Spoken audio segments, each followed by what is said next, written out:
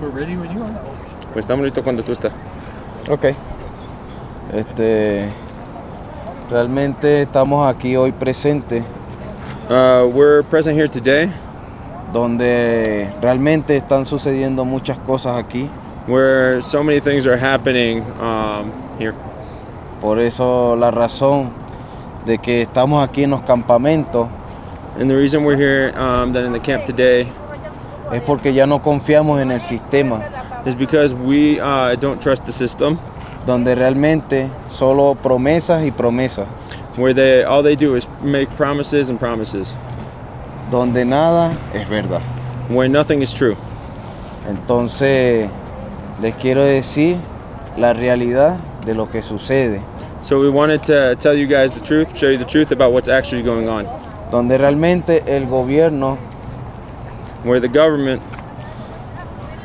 realmente hasta los oficiales, our officials, nos siguen acosando, nos siguen persiguiendo, donde realmente they keep accosting us, they keep persecuting us, realistically for.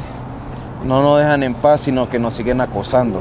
They don't even leave us in any peace, and they keep accusing and attacking us ¿Por qué? Porque nos quieren llevar, because they wanna take us a juro, a los refugios, to the shelters and to the refuge, donde suceden muchas cosas, where many bad things happen. mucho atropello, mucha discriminación, A lot of tricks, oppression, discrimination, donde realmente sucede hasta daño psicológico porque nos tienen hasta oficiales del Cherry, where realistically people have actually had even psychological damage because they don't have officials from Cherry 24/7, 24/7. donde por eso nosotros nos sentimos mejor y donde realmente nosotros no vivimos atropellados, discriminados, acosados, So here we feel better. We don't live under accusations, under threat, under oppression. ¿Por qué? Porque el sistema nos quiere atrapar uno tras de otro, Because the system wants to imprison us one by one, donde solicitan recursos where they ask for resources, colocándonos a nosotros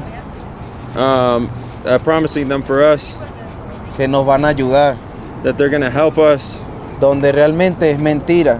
when realistically this is a lie.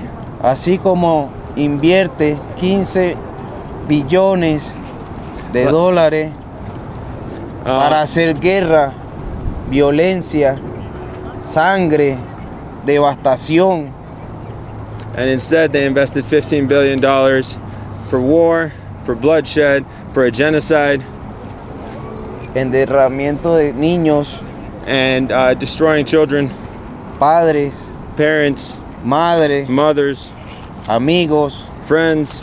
amigas.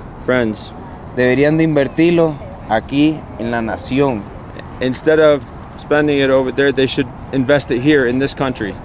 no hacer derrames de sangre en otro país, Don't cause bloodshed in other countries, promoviendo promoting la guerra. the war. Debería de invertirlo aquí en las personas, en los ciudadanos, They should instead invest it here and in the citizens y realmente en nuestro apoyo and hacia in, nosotros. and in helping us. Por eso For this reason, todo ha sido una gran mentira, we say everything has been a big lie. de que solicitan dinero para ayudarnos That they ask for money from the government to help us, y esos recursos nunca llegan. and these resources are never available. They never arrive. Pero para hacer la guerra, para hacer que nuestros hermanos palestinos But to, reciban violencia, but to make war on our Palestinian brethren, y realmente se pierda un nuevo futuro. we lose a new future. Por eso, hoy por hoy, For this reason, today, los estudiantes, la juventud the students and the youth, ha despertado they have awoken hacia la realidad. to the reality of the world around us. Porque están viendo la injusticia Because they see the injustice hacia nuestros hermanos palestinos y hacia la humanidad. to our Palestinian brethren and to all of humanity. Donde eso es lo que promueven, la violencia, el derrame de sangre, las mentiras. Por eso es que tienen el fracaso. And that what they're doing is promoting violence and bloodshed again to our Palestinian brethren. Perdón, ¿qué dijiste? El último fracaso. Oh, yeah. And that it's causing violence and this unrest. Por eso les hago un llamado a todos a unirnos como hermanos, como uno y una sola voz hacia la verdad. Donde está la unión, está la fuerza. And for this reason, I'm calling for unity between all of us so that we are all standing side by side, have one voice, because where there is unity, there is strength. Y ya no sigan promoviendo más la violencia, el acoso, la discriminación. And that we stop promoting violence, racism, discrimination. Y de seguir invirtiendo muchas cantidades de dinero And to continue investing large amounts of money en guerra in wars y acabar con la humanidad. and the end of humanity. Muchas gracias. Thank you. Can I ask you a question? Can I ask you a question? Tiene una pregunta. Ok, Where are you from, sir? ¿De dónde tú eres? de Venezuela. From Venezuela. When you started your journey here, what were you promised? Cuando empezaste el camino para aquí, ¿qué te prometieron? ¿Qué me prometieron? Buscar una mejor solución That we would find a better solution, hacia un mejor futuro, a better future. donde realmente More realistically, no ha sucedido. it hasn't happened. Puro engaño, mentiras, It was tricks and lies, y realmente solo solicitan cosas, apoyo, recursos a nuestros nombres como migrantes. where all they do is they ask for help, for funds, for aid, but it never arrives. They ask for it in our name as migrants, but we never see it. And I just want to clarify the they. ¿Y quién son ellos? Federal government. Realmente el gobierno prometió ayudarnos a recibirnos, The government they promised to help us. They promised to receive us. ya que para nadie es un secreto que nosotros venimos de un país que está lleno de dictadura. It's not a secret to anybody that we came from a country that is dictatorship, Y no hay una democracia libre, and there's no free democracy porque está atrapado por el régimen. because we're trapped by the system. Describe life here. Y Describe describe- life in this ¿Tú no section. puedes describir la vida aquí? La ¿Cómo vida está? aquí Sí. realmente nos usan como un estilo de argumento para ellos tapar su falta, Realistically, here, they use us as an argument to cover up their flaws and their mistakes.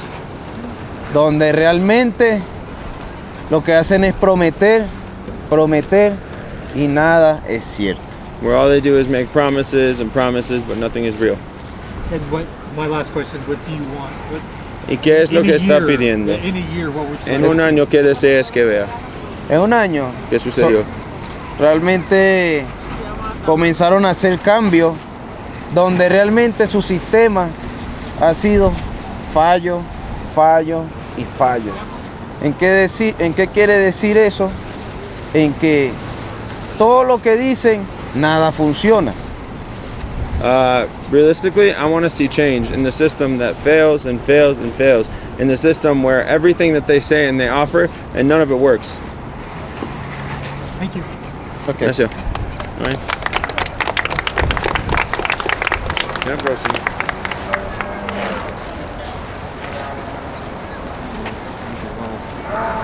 Mala mía, mano, si te cogí más como entendida. Okay, acércate. Do you guys need to lower the mics at all? Raise them, anything like that? Come a little closer. Acércate más, acércate mucho. Yeah. Muy bien. Para que te oigan y también. What's your name, ma'am? ¿Cómo tú te llamas? Mandy Pimentel. Mandy Pimentel. Sí. Perdón. Can you spell it for us, please? ¿Te lo puedes escribir? Sí. ¿Cómo se escribe? M-A-N-D-Y M-A-N-D-Y P-I P-I M-E-N-T-E-L. M-E-N-T-A-L. And where are you from? ¿Y dónde era usted? De Perú. She's from Peru. Bueno, ¿ya? ¿Estás lista? Bueno, en la experiencia mía, como madre de familia, mamá de 5 niños, en este país, desde que llegué, tuve la ayuda de llegar a un refugio, en la cual uno al emigrar a este país piensa que las cosas son muy diferentes. I wanted to talk today about my experience as a mother of 5 children, about my experience of migrating to the United States, where I was told I would have refuge, but realistically the situation has been so different. Porque cuando llegué me dieron un refugio en la cual yo entré con mis 5 niños, pero sin saber cómo era vivir ahí. Because when I arrived, they actually put me in a shelter with my 5 children, and I didn't know what life actually was like in those shelters. En la cual uno vive con un régimen donde que hay una persona de seguridad que te dice qué debes hacer y qué no, en la cual te dan una alimentación que no es saludable para los niños. Where you live under constant security and watch with somebody who tells you what you can and you can't do, where they give you food that's not healthy for adults or children. Y si bien es cierto, nosotros llegamos a ese país sin saber cómo es la vida en realidad en este país, pero nosotros emigramos a buscar un futuro mejor, como trabajar.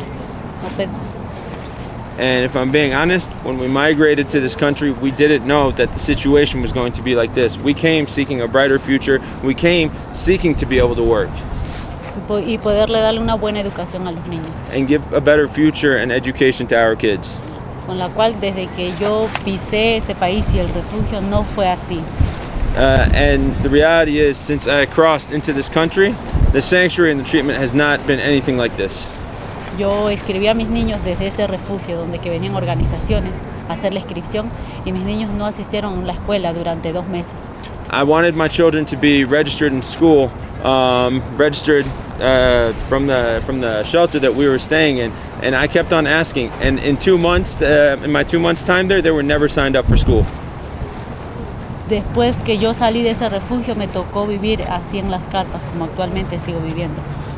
And then after leaving that shelter, I ended up having to live in the tents, like you guys see. We're living in the tents right now. Yo busqué la misma oficina de donde que reciben para matricular a los niños y los niños puedan estudiar por mi cuenta. Y actualmente mis hijos están estudiando por la cuenta mía. And then I found the office where my kids could actually be registered for school. And it turns out that they could actually have been registered under my name the entire time. And right now that's what they're doing. They're studying in school under her name. Cuando yo estuve en la primera carpa que estuve viviendo, vinieron personas como organizaciones en llevarnos a otro refugio. And when I was living in the first tent that I ever had, people came and tried again to take us back to a shelter. Nos tuvieron ahí durante 3 días con el mismo régimen que nos recibió el primer refugio. And they left us there only for 3 days, and it was the exact same process that they had done earlier. A los 3 días nos tocó salir de ahí porque se cerraba ese refugio y yo estuve en la calle con los niños. After 3 days, I had to leave because they closed the refuge and they kicked us out. And once again, I was in the street with my 5 kids. Por mi propia cuenta busqué un refugio en la cual actualmente le dicen que es una cancha donde que reciben a familias. Yo fui con mis hijos de noche y en la cual me cerraron la puerta porque me dijeron que yo tenía que entrar con una persona con una asociación que me tenía que llevar ahí. On my own, I went and I found a different shelter where I heard this is where they were taking recent migrants. But when I got there, they told me I couldn't get in, that I had to come in and be represented by an organization, that I couldn't come in on my own. Y lo que yo hice porque estaba nevando fue pedir a las personas dinero para yo poder pagar un hotel por un día hasta que acabe lo que estaba nevando con mis niños. So the only thing I could do was ask them for money so that I could get a hotel room for just one night so that my kids would not be out in the snow. Y cada vez que nos llevan a un refugio nos mienten porque nos piden datos míos y de mis hijos, supuestamente que nos van a ayudar con un hospedaje por un mes, por 15 días, o que nos van a ayudar con un departamento cuando no es así. And every time they take us to a shelter, they lie and they lie again to us. They tell us that they're going to help us out with housing for 15 days, for a month, but it's not the case every time. Y eso es, para nosotros es una mentira, porque actualmente nosotros nos enteramos que con nuestros nombres de nosotros y de nuestros hijos están haciendo un fraude y en la cual no nos dan ni una ayuda a nosotros, porque nos dan un refugio por 3 días, por 10 días y luego nos dejan a la calle, nunca nos contestan el teléfono. And to us, it all ends up being a lie. We actually realize that they're using our names and our children's names to commit fraud. They will take the funds in our name, and then within 5 days, within 10 days, they kick us out to the street again, and then nobody picks up on our phone calls. We're not able to get back into any shelters. Y lo que actualmente yo como madre de familia lo que pido es que si nos pueden dar un espacio donde que nosotros podamos vivir como actualmente estamos viviendo, con buena alimentación. Nosotros por nuestra cuenta cuidamos a nuestros hijos de estar bien abrigados, pero la alimentación se los damos nosotros por nuestra cuenta, no pedimos nosotros eso, simplemente que nos dejen como madre de familia y Estás bien, estás haciendo bien. Tú eres fuerte, tienes 5 hijos, eres fuerte. Tienes que ser fuerte para ellos.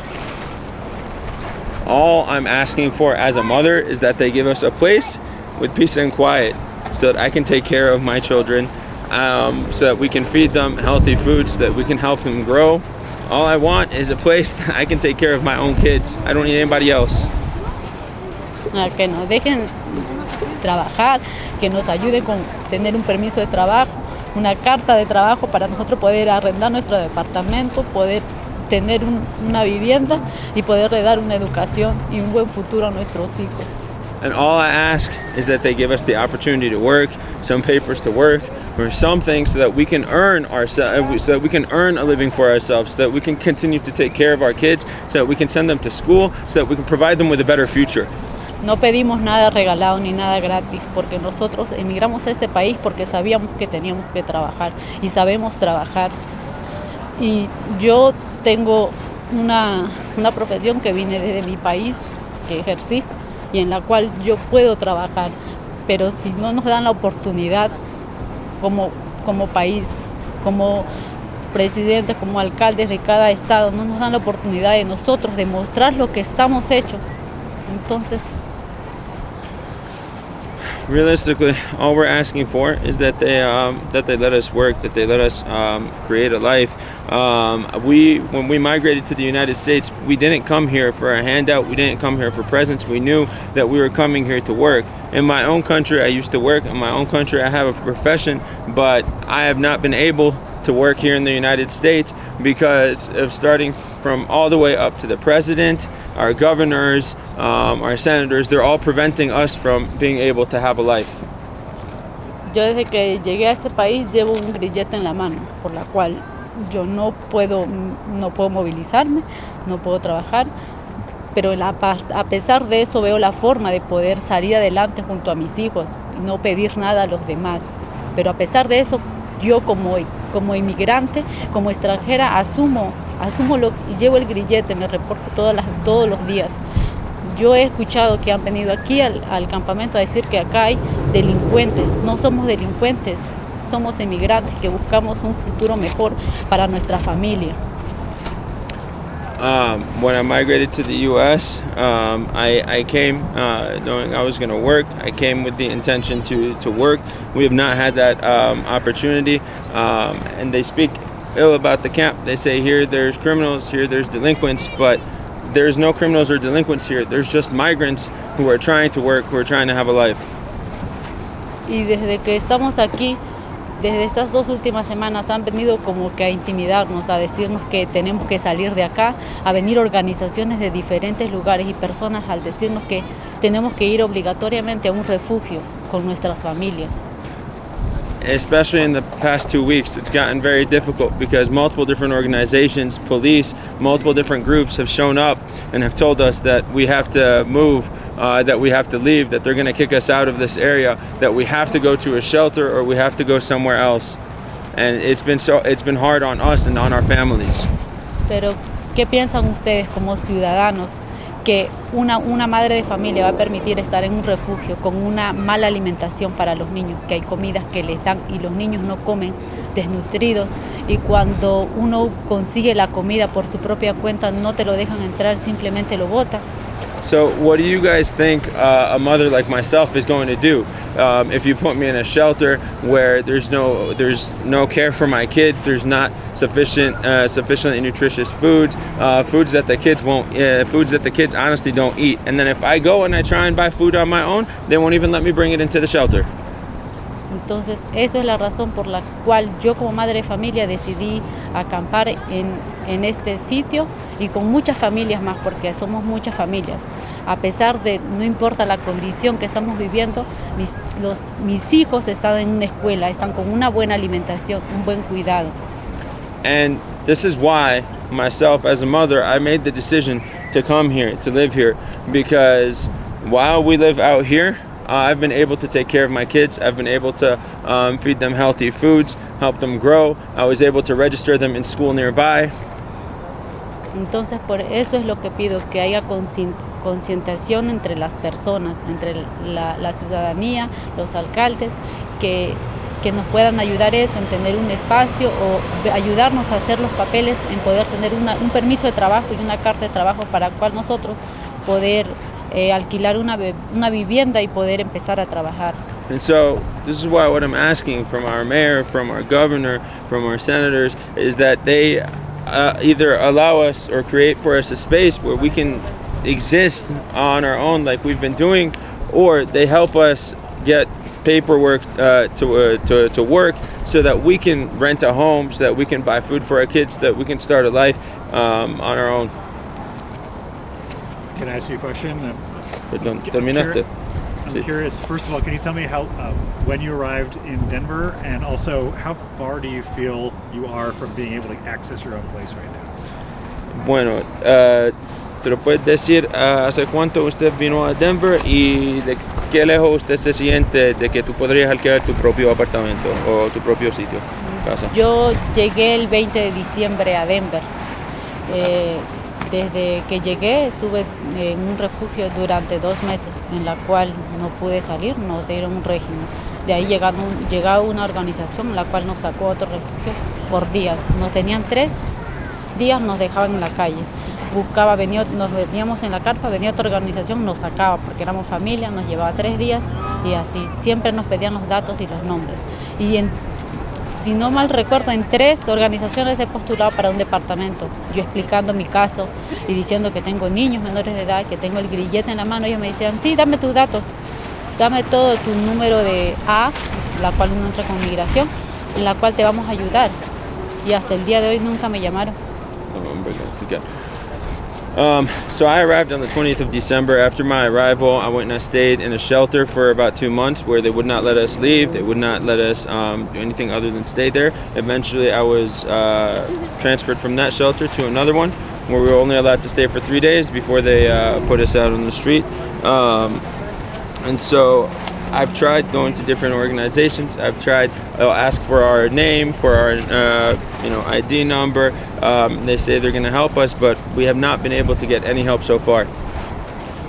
¿Y usted se siente que está cerca de poder tener como que su propio casa, su propio apartamento, o todavía se siente lejos y qué lejos se siente?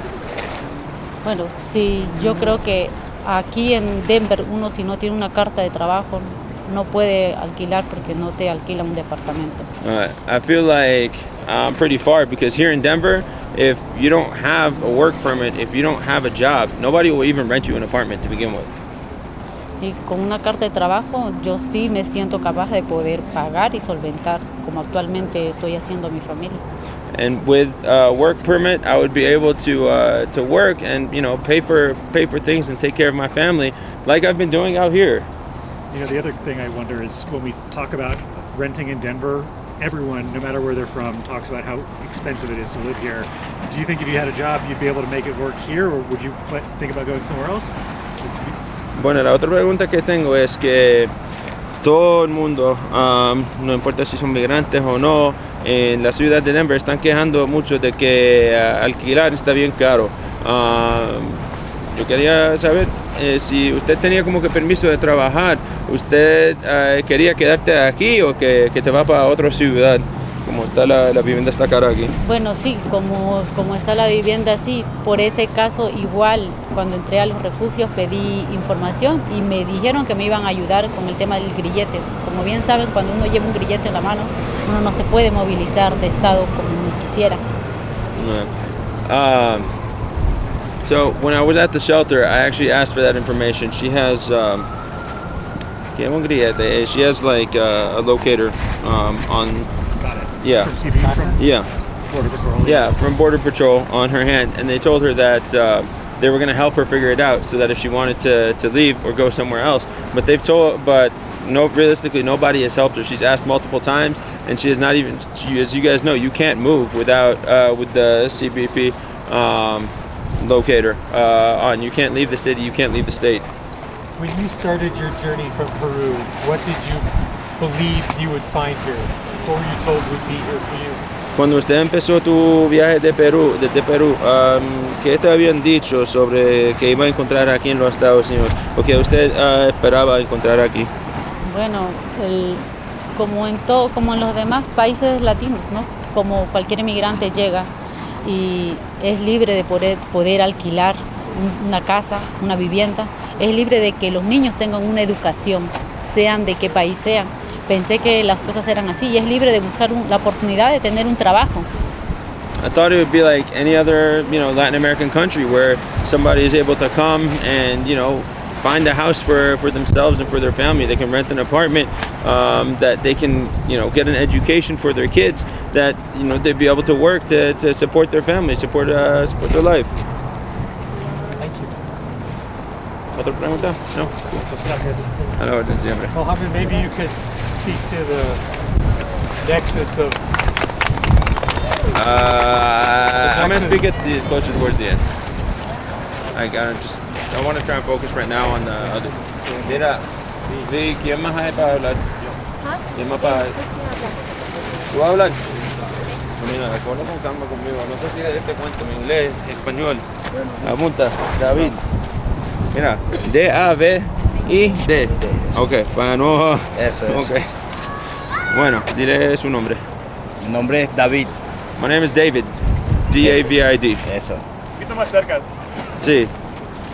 David Serpa. Z-E-R-P-A. Serpa. Z-E-R-P-A. Ya. Where are you from? ¿De dónde tú eres? Venezuela. Venezuela. Buenas tardes. Good afternoon. Yo quiero compartir un poco de la historia de lo que vivimos aquí en este lugar. I want to share a little bit about the history of what we've lived here in this area. Yo soy de Venezuela. Vengo perseguido también por el mandato de Maduro. I'm from Venezuela. I was persecuted too. I came here as due to the persecution of Maduro as well. Y bueno, mi padre y mi hermano fueron asesinados por él, por ese gobierno. My father and my brother were actually killed by Maduro's government. Y bueno, fui perseguido también con mi familia. And I was persecuted as well with my family. Y recorrimos el mundo, cada quien en Ecuador, Colombia, y yo decidí subir hacia otro camino mejor. And we escaped everywhere. ¿Dónde me dijiste? Ecuador, Colombia. He has a brother in Ecuador, in Colombia, and I came here seeking a brighter future. Por una nueva estabilidad para la familia, y un nuevo comienzo para la familia. Hopefully, new stability and a new start for my family. Pero llegando aquí a Denver, me recibieron un refugio y como a los 3 días me buscaron la vuelta para sacarme y en pleno invierno me sacaron para afuera. But when I got here to Denver, I stayed in a shelter for 3 days, and they looked for some reason to kick me out after the 3 days, and they kicked me out in the middle of winter. Y es por eso que me encuentro en este campamento, gracias a Dios y bueno, y a los hermanos que están conmigo. Hemos sufrido y hemos llorado, pero no podemos rendirnos fácilmente. But this is why I'm here in this camp, here with my brethren. We've cried, we've suffered together, but we can still smile. Y bueno, necesitamos que nos ayuden, que se pongan la mano en el corazón y vivan lo que nosotros vivimos a diario. But we need people to help us. We need people to put their hand to their chest and come and experience what we've been experiencing every day. Y queremos una respuesta, que nos ayuden a un nuevo comienzo. Nosotros no venimos a Estados Unidos a sufrir, venimos es a triunfar. And we need some help to get started again. We didn't come to the United States to continue suffering. We came because we want to triumph, we want to succeed. Y necesitamos el apoyo de las personas que realmente tengan la capacidad de ayudarnos. And we need the help of the people who realistically have the capacity to help us. Y bueno, que Dios los bendiga y que tengan feliz tarde. And that, may God bless you all, and I hope you guys have a good afternoon. Gracias. Take un momento. Questions? Can I ask you the same question? How close or far does being able to have your own place and take care of yourself feel for you right now? ¿Qué cerca o lejos tú te sientes la meta de que tú puedes tener tu propio lugar y cuidarte tú solo? Bueno, la única meta que yo necesito es el permiso de trabajo. Well, the only thing I actually need is permission to work. Y en lo demás yo lo hago. And the rest, I'll take care of it. Claro. Gracias. Muchas gracias. ¿Cuántos años tienes? 31. Gracias. Mucho gusto. Gracias. Mohan, can you address the support you're getting from the protesters down there? We have a structure, B. I will speak to it, or I promise you someone else will. Who's next up? I'm next, and there's going to be... Cool. No worries. Hi, I'm V Reeves with HAND, Housekeys Action Network Denver. I use they, them pronouns. My name is spelled V, just the letter V, last name Reeves. So we called for this emergency press conference because it became very clear from several meetings that we'd been having with the folks here at this encampment and also with other migrants that there needed to be clarification on the kinds of systemic conditions these folks are put under.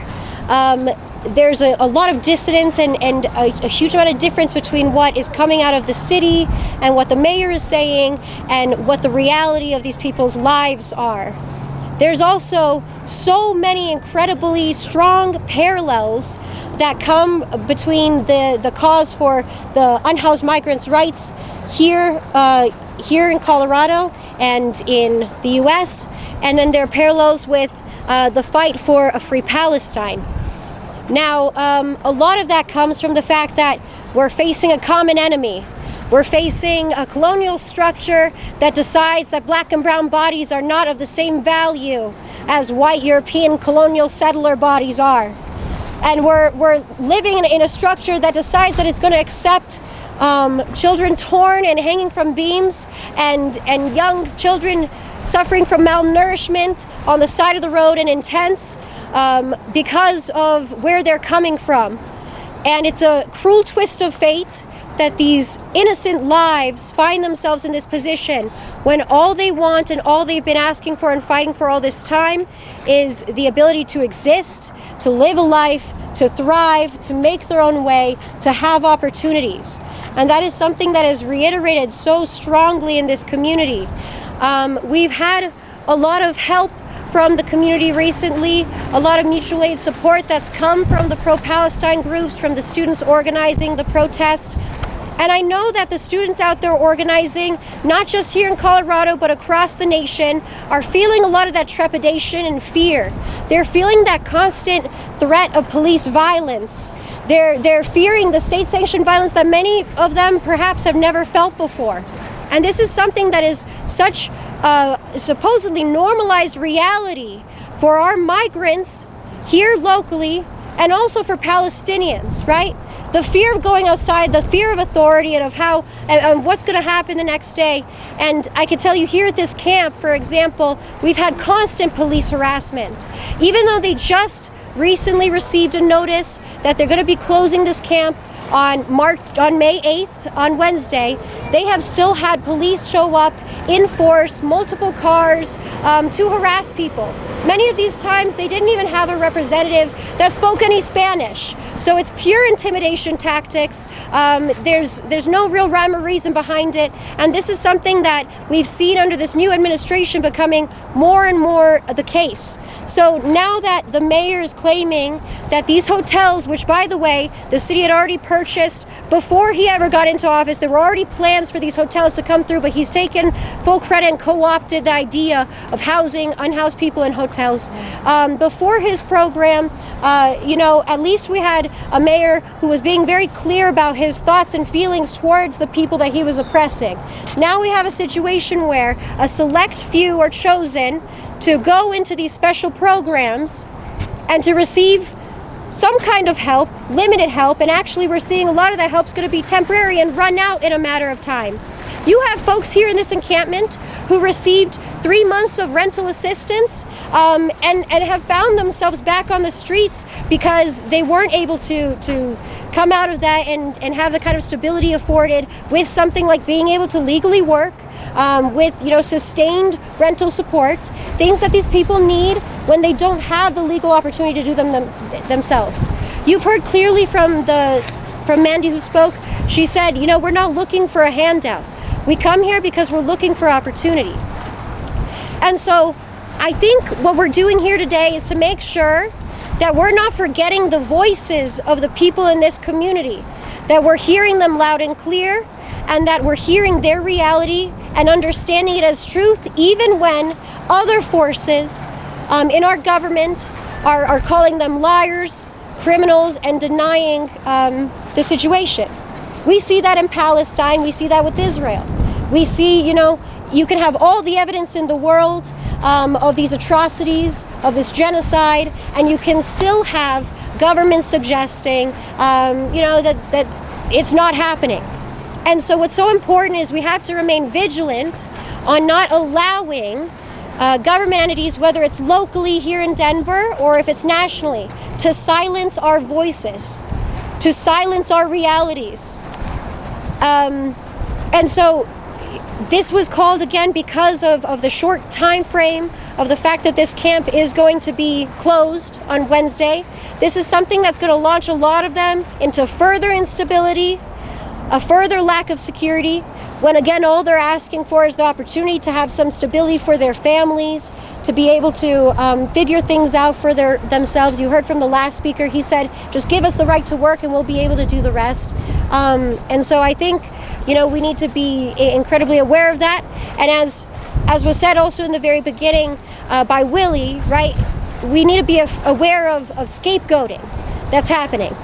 There's a lot of talk and discussion about how there's not enough money for migrants, or that the migrants are taking all of this funding and it's not going to our parks and recreation, our flower beds outside of the Capitol.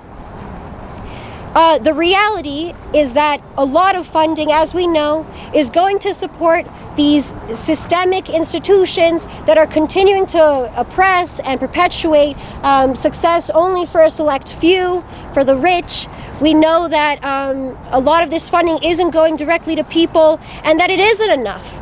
and that we need to be asking, how can we make sure that we are divesting from problematic systems, that we are pulling away from putting all that funding into things like genocide in a whole other country, and oppressing further people, and how can we look to support the people who came here, who are here, and are actively seeking to integrate and be part of our community and to stay. Something that I've heard so many migrants say, despite the idea that the mayor's putting forward, is that they came to Denver and they like it here. They want to be here. So whenever we hear these narratives that this is just another stop in the road, that's not the case.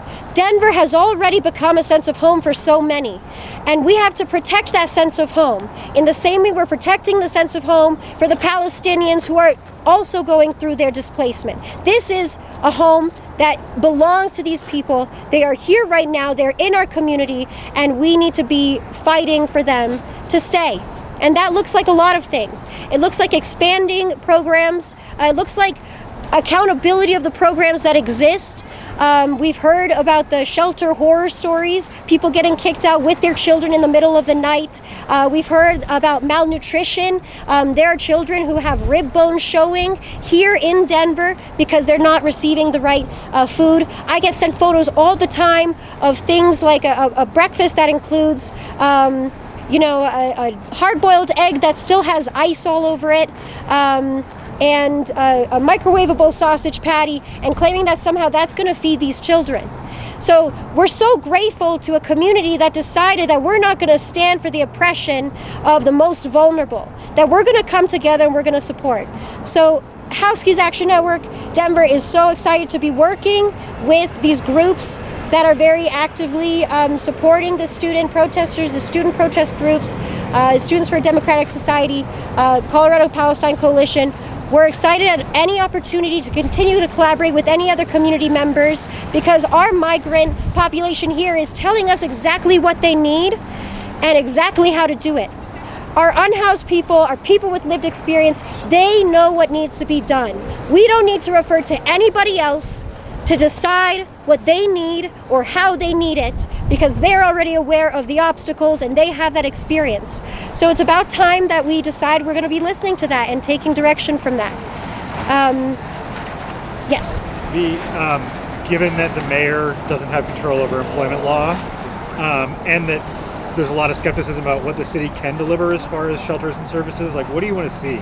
Like, would you want to see the asylum program that is operating now open to anyone, or just like let us camp here forever? Like, what's the answer here? Right, so there's a few options. So first of all, I will talk about the asylum program, because the reality of the people on the ground is not the reality of what's been pitched. It was pitched as a 6-month program for around 1,000 people that would involve employment and housing support in that time, work training, all of that.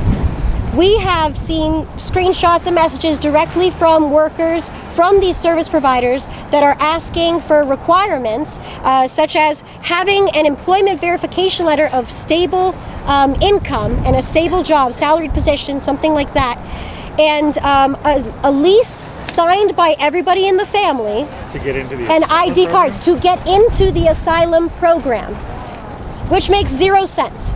And we had meetings internally with people who were supposedly part of this program, like the director of economic development and growth, and he said he was part of the workforce program. He said absolutely not, we shouldn't be requiring ID cards or employment verification. But the reason is because the funding that is tied to the housing support is tied to state funding, which requires employment verification letters. So in order to get that initial rental assistance, and they only have enough funding for 1 or 2 months. So how can you be so bold and unabashed and, shameless to think that you can speak to the public and tell them that a 6-month program exists when you don't have the funding to cover 6 months?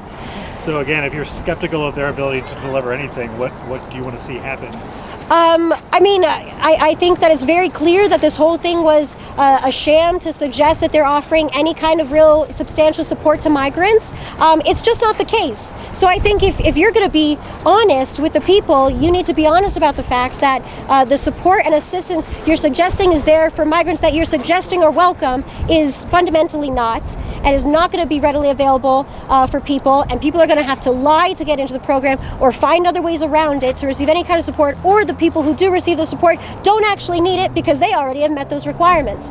So the concern is, even though the program before was not perfect, we had a chance as community members, as resource organizations, to come in with around a month time and kind of do some triaging of the situation. We had enough time, to talk with folks and understand what it would be, what their options were. Now, because that select program, which 1,000 people, they said it was then 800 people, they then said it was around 175 families, is a drop in the bucket. Everybody else was supposed to get 3 days of shelter. 3 days of shelter are virtually non-existent. We have multiple accounts and interviews with people who are saying that unless they know somebody in human services, unless they know an advocate and are able to call and demand those 3 days, they get actively turned away and told them there's not even 3 days of shelter. So the way I see it is that all of these folks, as we heard from Mandy as well, are being lied to their faces that assistance exists for them. And so we need to demand that there's real assistance and support for people, including continuous immigration document support. We need those clinics to continue. We don't need to close the door on people who have CBP-1 or TPS just because we're deciding to focus on asylum seekers. We don't need to do that. There are people who perfectly qualify for that and could get access to their work permits faster if we continue to process those applications. So I would say emphasis on the fact that people do need that continued legal clinic support to process their papers. They're so eager and determined to find a legal way to do this. We need to offer that assistance. And there are ways, yes, it would take time, but it would allow us, it would actually be helping these people get on the path instead of outright denying them even that kind of documentation support when they're in supposed shelter, and knowing that you're basically turning your backs on these people and without any kind of, real institutional support with that, they're going to be left continuing facing this sort of reality.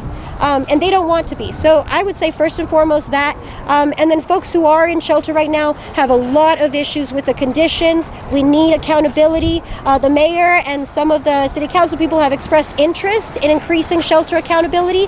We need that for migrant shelters as well, because we've heard of all kinds of mistreatments. We have an audio recording of a shelter staff member, a shelter worker, telling people that they were going to close the bathrooms for a day to collectively punish them because they weren't tidy enough. And so nobody was allowed to shower in the shelter because a worker decided that that was a punishment that everybody was going to get. So things like that are happening. Legal document support, conditions inside, shelter accountability. And then let's talk with the people who are on the grounds and triaging this and the resources that are available, because the way that the mayor rolled out this plan was incredibly secretive. It was with a small circle of people, and even people in his small circle don't understand other elements of the program, don't understand what other people are doing.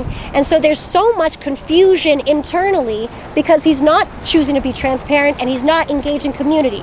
So if he were to decide to engage community on things like housing, safety, migrant support, you would have a completely different result, and you would be able to strategize and understand, if there were lapses in government support, where the community can provide that.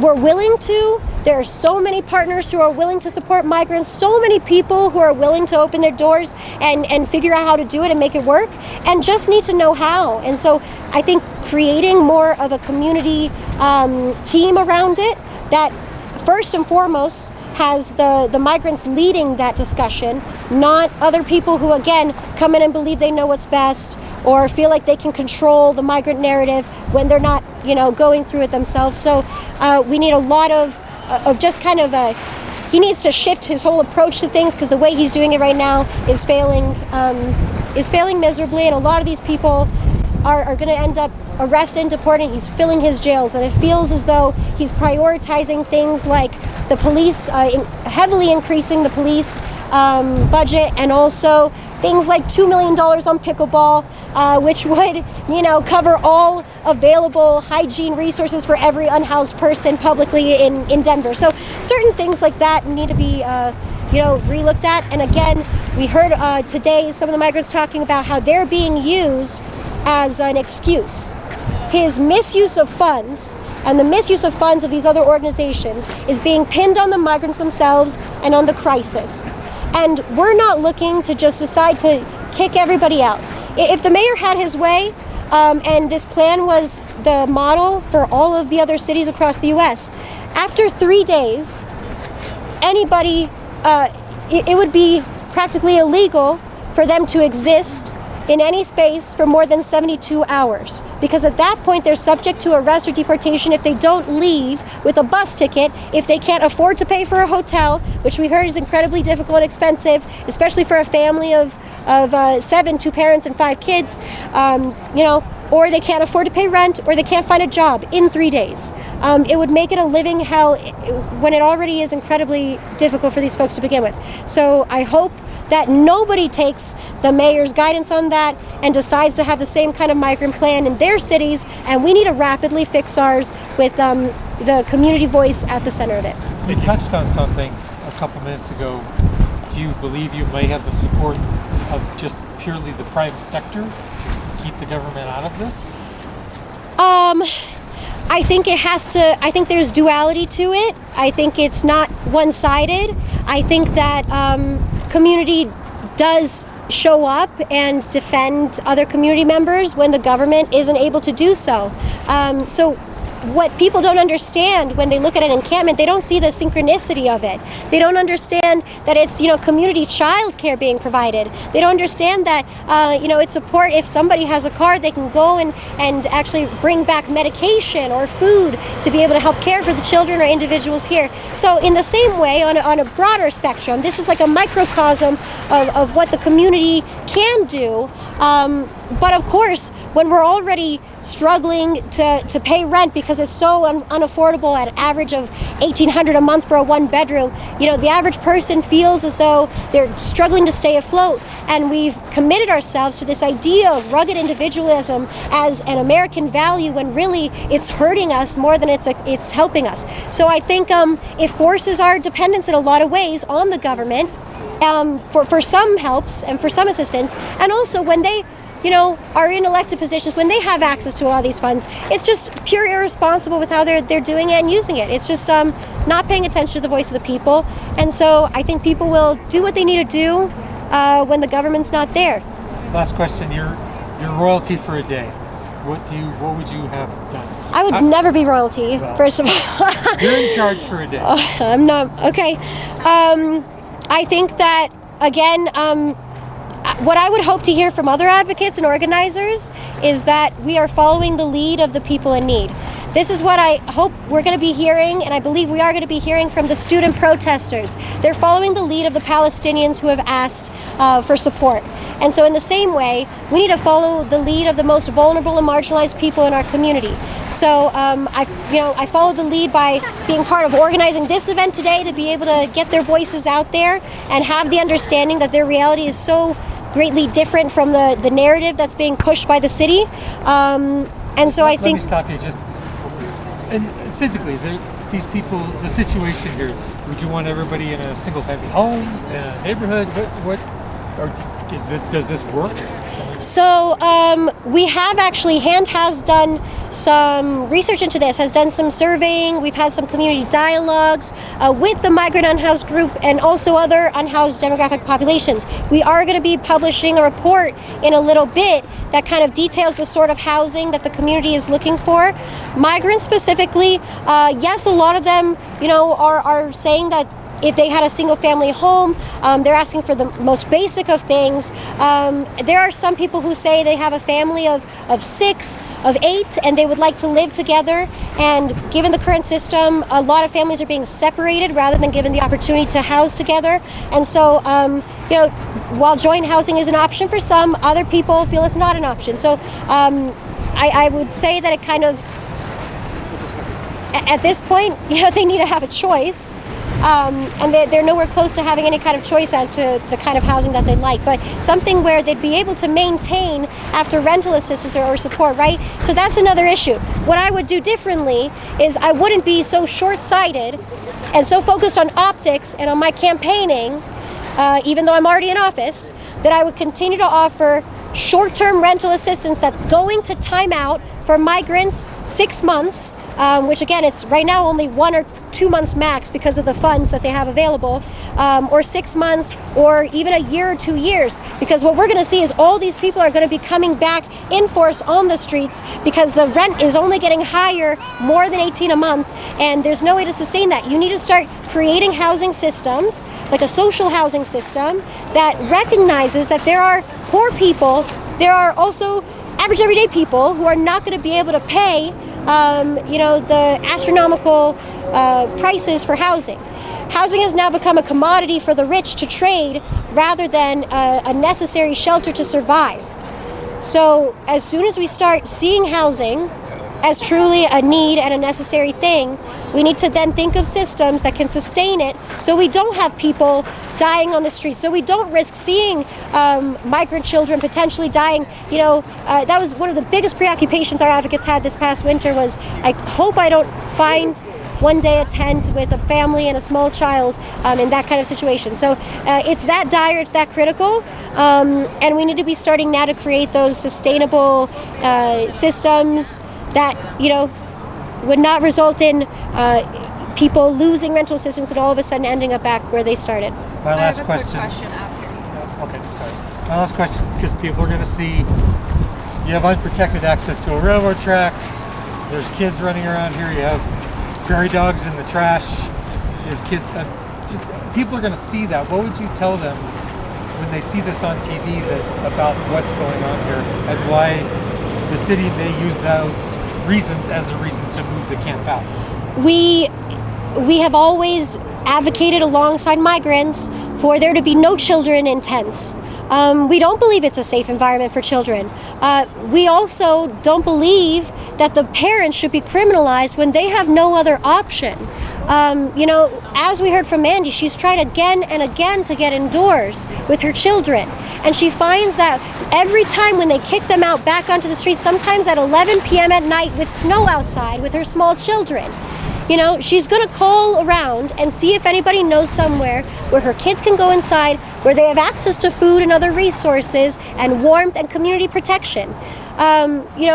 What I see here, the alternative, right, is this isn't going to stop existing. It's actually going to be perpetuated because of the system we have in place where they're timing out and they're telling, people, hoping that intimidation is going to scare them to the next city.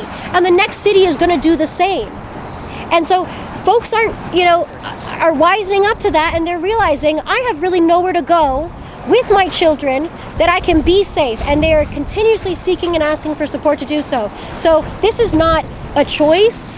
This is definitely a means of survival, and we cannot criminalize and punish the people for surviving when it's not their fault and this is not what they wanted for their children. Great. Thank you. One question I have is, if the sweep does happen on May 9th, what does that look like? Are people going to be forced into a shelter, or are people just going to have to set up a camp somewhere else? What's going to happen on May 9th if the sweep happens? As of right now, we have had no solid confirmation that the city is going to be offering anything indoors. We have heard rumors that there's potential for them again to offer temporary stay of a month. And again, part of Mandy's story is that when she started, she was on the streets and she needed to cook to feed her children. As soon as they went indoors to this shelter, they took all of her cooking equipment away. She couldn't bring it with her. All of the food she had saved, she couldn't have with her. And she had no means to continue to provide for her children.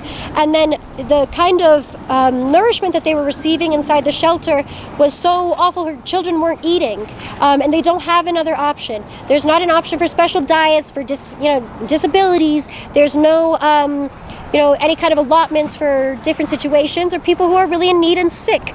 And so I think people are learning that, like I said, there's a lot of trepidation around the shelter system because it's so temporary.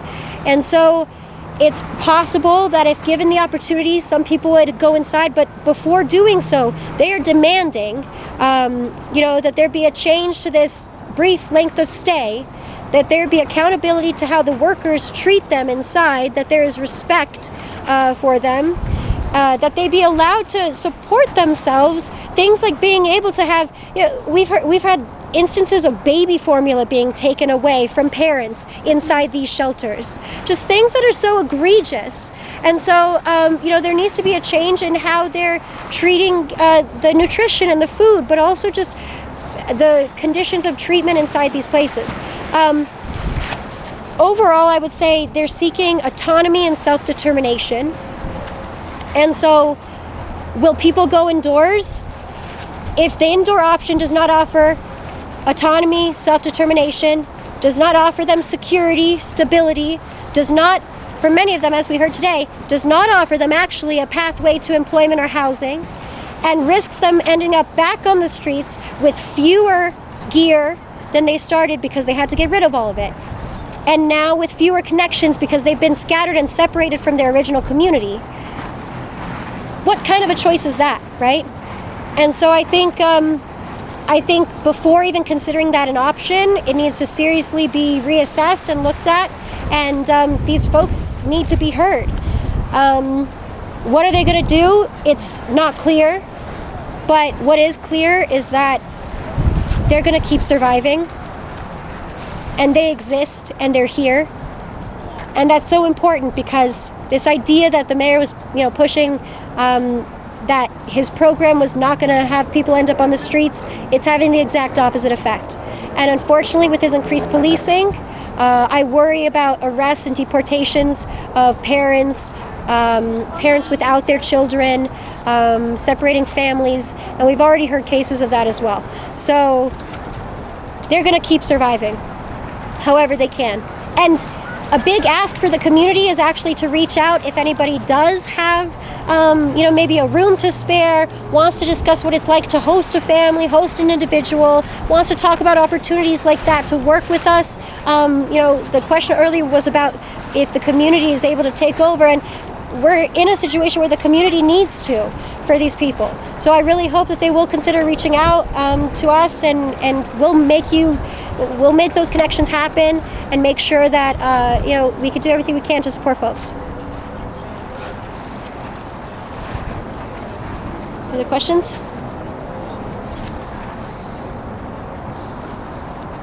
Okay. And with that, I would love to introduce Hannah from Colorado Palestine Coalition. Do you need me to spell my name? Yes, please. Okay. Hana, last name Fageeeh. Tiny step closer. Okay. Can you hear me? Yeah. Okay. My name's Hannah. I'm with the Colorado Palestine Coalition, and I've also worked with Housekeys Action Network Denver in the past. I've been working with the students at the Auraria Campus who have staged an encampment to demand divestment from colonial settler state of Israel at the University of Colorado, Denver. Last week on Friday, our protesters were met with brutality and mass arrest for standing up for the people of Gaza who are experiencing a genocide funded by American tax dollars. I won't buy the lie that we can't house every unhoused person on the streets of Denver while we send millions of Colorado tax dollars to a Zionist colonial settler entity, and while we continue to build empty luxury apartments that can't house people because they can't afford them. This is the same American empire that continues to villainize, criminalize, and oppress the migrants that are seeking refuge here in Denver, Colorado. I'm here to show solidarity with the migrant community and speak on our government's complicity, more specifically to say shame on Mike Johnson, who has literally campaigned on the backs of unhoused people in the city of Denver, making empty promises of housing everyone, quote unquote.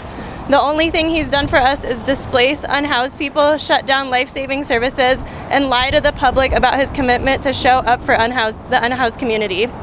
All of us stand here today recognizing the overlap of the Palestinian movement and the unhoused cause of displacement. There are families here, there are children who go to school in this neighborhood. We stand here in commitment to continue to take care of one another, shelter one another, and love one another while our government, specifically the city and county of Denver, fails us. We will continue to demand that they hear us until there is liberation, housing, food, work permits, and safety for all of those seeking a right to life. If they sweep this camp, we will be around to support the next camp and the next encampment while we fight for an end to all sweeps and a right to housing for all of those displaced due to American imperialism and colonial violence. free Palestine and house all of our community now and end the camping ban now. Thank you. Do you guys have questions? Thank you.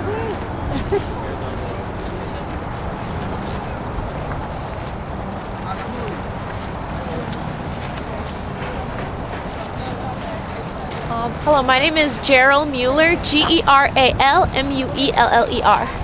And I am Paul Nelson, Paulnelson, and we are students from Democratic Society. And I'm Truman Westberg, Trumanwestberg. You guys like kind of like surround the mics? Sure. Yeah, thanks. So we came out here today in part because we are having an encampment ourselves. We have an encampment on the Auraria Campus. It's an Auraria Campus encampment for Palestine, against the genocide, and for a free Palestine, for divestment. And we've received such tremendous support from our community that we've begun to build chains of support to give our extra food, clothing, the sort of things that our community are giving us to keep our encampment going. We are now moving to our neighbors here to ensure that none of it goes to waste, and that the people here have our mutual aid and that support. In addition to this, we are focusing on an end to U.S. wars and interventions. We understand that these things are interconnected. People don't normally flee their home countries. They do so after the U.S. engages in either economic war against their countries, real war against their countries, or occupies their countries or otherwise. And we've seen it happen again and again. So, in Denver SDS and in SDS across the country, we say end to all U.S. wars and interventions. They do no good. They produce this kind of crisis. And really, we say that the people of Palestine are themselves experiencing a crisis in which they're being driven from their homes. So these issues are immediately connected. And we say to them that all people deserve to be free. All people deserve to live in a home with their families, with food and water and everything on the land. But these things are taken from them by an oppressive and exploitative system that the United States government is funding and facilitating. The U.S. military arms and equips the IOF in its assault against the Palestinians, just as the U.S. sanctions against Venezuela really do harm the economic interests of their people and drive many of their people to the United States. And so we say on this issue, hands off Venezuela, U.S. hands off, let the people chart their own course. And we also say an end to all U.S. wars and intervention, an end to the genocide. It's that simple. On behalf of Students for a Democratic Society, I would also like to say that we want to have solidarity from our encampment to this one, and we ask that law enforcement stop harassing these people and let them stay in peace. And not only that, but to provide legalization for all, provide jobs, end unemployment in Colorado so that these people can work and make a living for themselves that is more dignified than the encampment that they've been forced into. And make these jobs so that there's no threats of deportation, no exploitation based on their status, and legalization for all would end that kind of predatory behavior in employment. It is very clear that the selling this promise of the American dream is not being followed through for people who come here who want a better and brighter future. These are empty promises, and the system has failed them. And Students for Democratic Society is saying for calling for legalization for all. I know that we have the resources to provide for these people because and provide a way for them to create their own livelihoods. Do the right thing and stop sending aid to Israel, and instead help your people here, citizens and migrants alike. Yes, and to add to that, since the instantiation of the occupation, there have been more than $263 billion sent to Israel. $263 billion. Just imagine what could be done with that money. Just imagine. we could house everyone in the state of Colorado. We could give everyone a job. We could put everyone through school and no one would have any debt and we would still have money left over. This is why students stand against the genocide in Palestine. This is why students say end all U.S. aid to Israel and put that money back to the people. All power to the people. These people here are our neighbors. These people here work in Colorado. These people here pay taxes in Colorado and deserve to be citizens in Colorado. These are effectively citizens, but they are legally made non-citizens and held in a second-class citizenship. It is disgusting and it needs to stop. And I think we'll end by saying that we still haven't seen our demands met by our administrators. And so we're going to continue our encampment. And it's a safe encampment. You know, there's been a lot of slander about the safety of our encampment. It's the safest place on campus. There's more medical attention there than students were able to receive while they were going on campus. And I'll tell you here, there's probably slander about the safety of this campus. These are families out here. I see it. They're just walking around. There's a baby in overalls playing. You know, this is not an unsafe place. The only time encampments like these and encampments like those on Auraria become unsafe is when the Denver Police Department or other police departments are sent to them to sweep them clean. That's horrible. That is where the lack of safety comes from, is when the police are brought in. And what are your demands for the Auraria Campus encampment? Sure. So we have our list officially uploaded to sdsdenver.com, but I'll just say this. We want disclosure, all investments, disclosed from MSU and CU. We want divestment. We want divestment from the occupation. Any weapons corporations or any other corporations that operate within the occupation need to have their ties cut from the university. We want disclosure, divest, what do you think of And study abroad. Yes, we want an end to study abroad programs.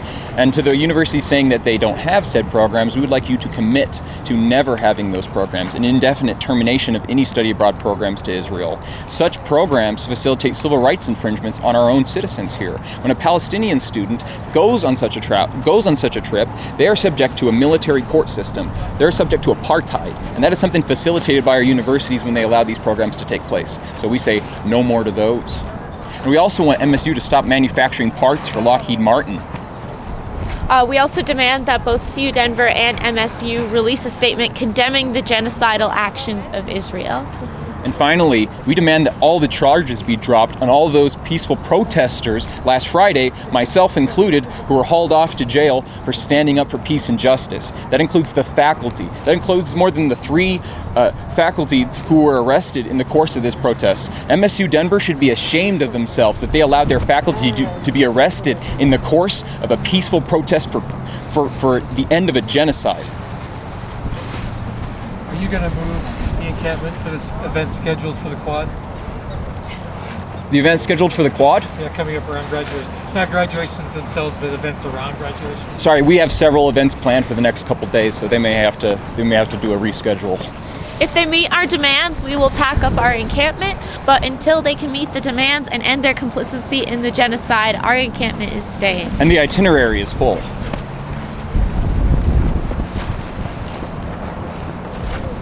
When is the graduation? I believe the CU Denver graduation is May 10th. I'd also like to add one more thing. Being at our encampment, we have such a multicultural group. People from all backgrounds coming and sharing their food, their music, their art, their culture, and their revolutionary solidarity. And it is the most beautiful community you could see. By offering legalization for all, for the migrants staying at this encampment, we are inviting Colorado and the United States to another beautiful community and a sharing of culture and a sharing of solidarity. We haven't had the violence here like around other similar encampments around the country. Why is that? We have had violence at our encampment, and it's been at the hands of the police, just like the encampments around the country. I understand, but not necessarily the police, but people involved in violence. I mean, just general. We see buildings invaded and libraries torn apart and fires started. Why isn't that happening here? So all that doesn't exist in the abstract, right? I would prefer to speak to concrete cases of that rather than talk about abstract violence. to be honest with you. Well, what's different about Denver? How about that? What do you mean what's different about Denver? Why don't we see those kinds of events here in Denver? What kind of events? Violence. Just violence in the abstract? Taking over buildings. Taking over, okay. Like the library. Columbia University. Yeah. Understandable. So maybe you could rephrase your question. Why don't we see events happening around the country that are much worse? It's not a Sorry. It may be a compliment. Why don't we see that here? Why don't we see that here? Yeah. We do see an action like that taking place in the Auraria Encampment for Palestine. This is one such encampment where students are holding a space on their campus against a campus administration that would rather have them removed, right? And so there is such a thing happening on this campus, and it's not violent by any means. It's advancing a cause. It's an act of civil disobedience against a campus policy that was erected to stop students from protesting the Iraq War. And so, nothing's violent about it. We're just doing civil disobedience like Martin Luther King taught us. And if you believe that occupying a building is violence, why don't you believe that occupying Palestine is violence? Do you have any demands for Hamas? You have all kinds of demands for Israel. How about demands for Hamas? We're American citizens. We make demands of the American government. Do you have any demands for Hamas? Or suggestions? Statements? Something? All right. Great.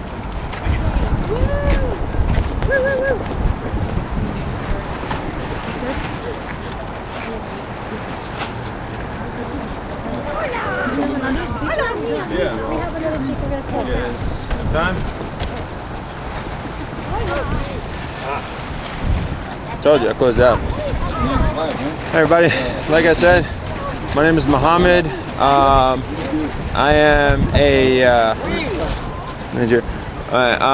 I'm a member of the Colorado Palestine Coalition, founding member of the Colorado chapter of Doctors Against Genocide. I'm a physician by trade, a pediatrician by practice. I got involved in this movement because I wanted to support these students and what they're doing.